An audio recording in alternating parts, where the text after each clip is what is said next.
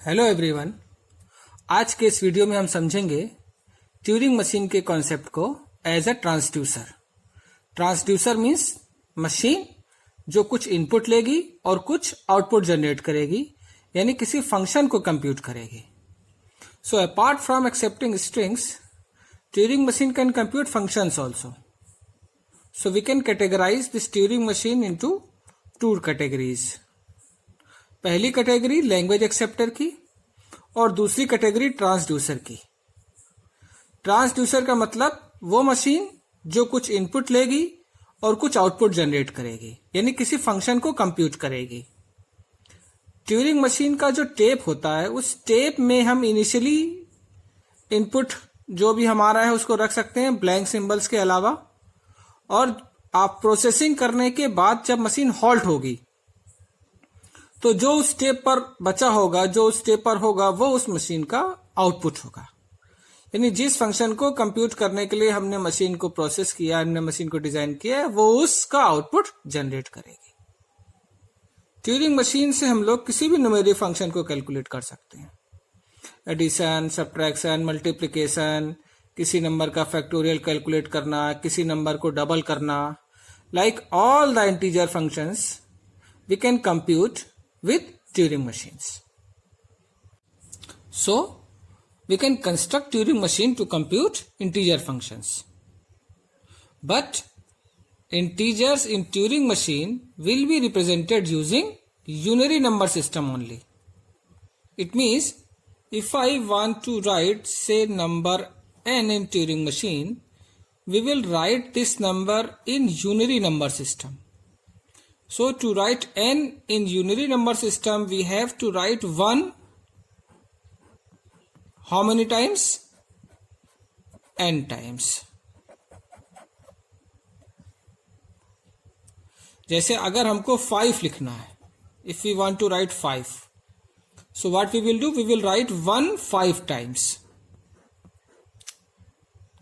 If I want to write, let's say 3, I will write it 3 times 1. So numbers को represent करने के लिए हम लोग यूनिरी नंबर सिस्टम का यूज करेंगे. So let's suppose we want to construct a Turing machine which can add 2 numbers. It means we want to construct a Turing machine which can compute the function which takes 2 numbers m and n as input and generate m plus n as output. तो हम एक Turing machine बनाना चाहते हैं जो 2 positive integers m और n को as a input लेगी और m plus n जनरेट करेगी. So it means initially tape पर m और n होंगे और प्रोसेसिंग के बाद जब मशीन हॉल्ट होगी तो टेप पर m प्लस n की वैल्यू होनी चाहिए. तो m और n कैसे होंगे टेप पर? अगर ये हमारा टेप है तो m मतलब 1 लिखने पड़ेंगे कितने बार? m times. और n की वैल्यू लिखने से पहले हम लोग बीच में एक सेपरेटर यूज करेंगे. सपोज हम लोग 0 यूज कर रहे हैं, हम लोग ब्लैंक भी यूज कर सकते हैं यहां पर. और फिर हम लोग लिखेंगे 1 n टाइम्स.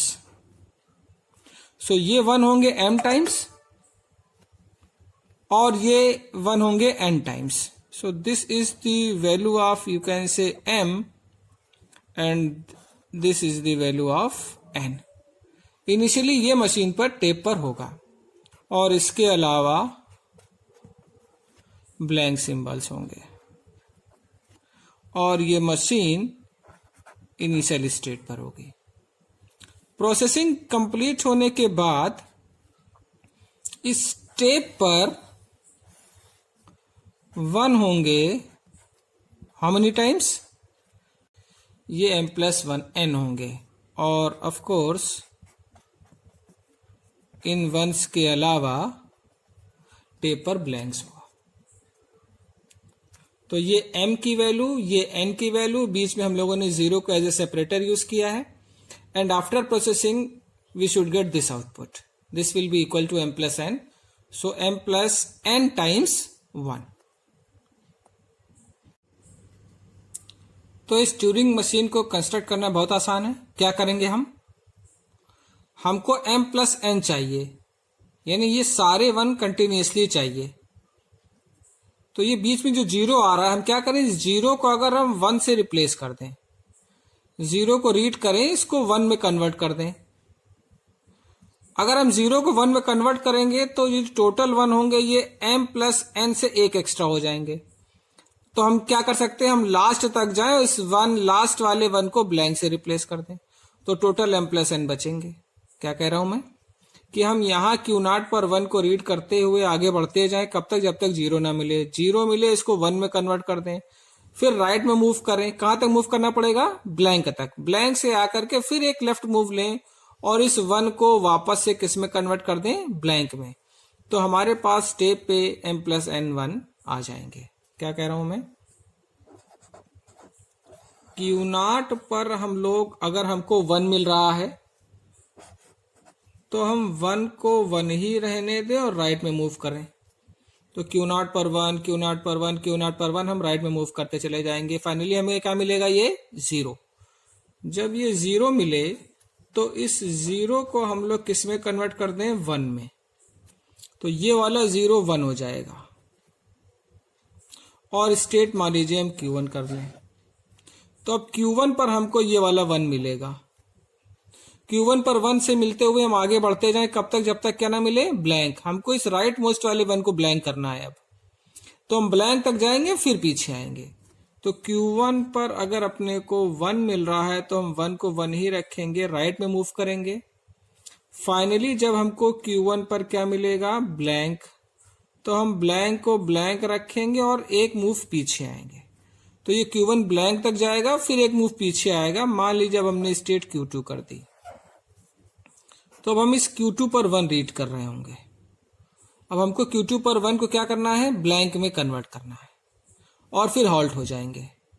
तो Q2 पर अगर अपने को 1 मिलता है तो इस 1 को हम लोग किस में कन्वर्ट करेंगे, ब्लैंक में। अब हम लेफ्ट में जाएं या राइट में जाएं, कोई फर्क नहीं पड़ता है, और हम एक ऐसी स्टेट में चले जाएंगे जिसको हम कह रहे हैं कि वो हॉल्टिंग स्टेट है। यानी फिर उस स्टेट के लिए हम किसी भी इनपुट का ट्रांजिशन डिफाइन नहीं करेंगे, तो मशीन इसी स्टेट पर हॉल्ट हो जाएगी और हमारे पास स्टेप पर m+n टाइम्स 1 आ जाएंगे। इस ट्यूरिंग मशीन को अगर देखें तो ये मशीन हम लोगों ने फंक्शन को कंप्यूट करने के लिए कंस्ट्रक्ट की है, इसलिए इस ट्यूरिंग मशीन में फाइनल स्टेट की जरूरत नहीं है। इसलिए इस QH को हमने फाइनल स्टेट शो नहीं किया है। तो आई होप कि किसी भी फंक्शन को कंप्यूट करने का जो बेसिक कॉन्सेप्ट है वो आपको क्लियर हुआ होगा। Thank you.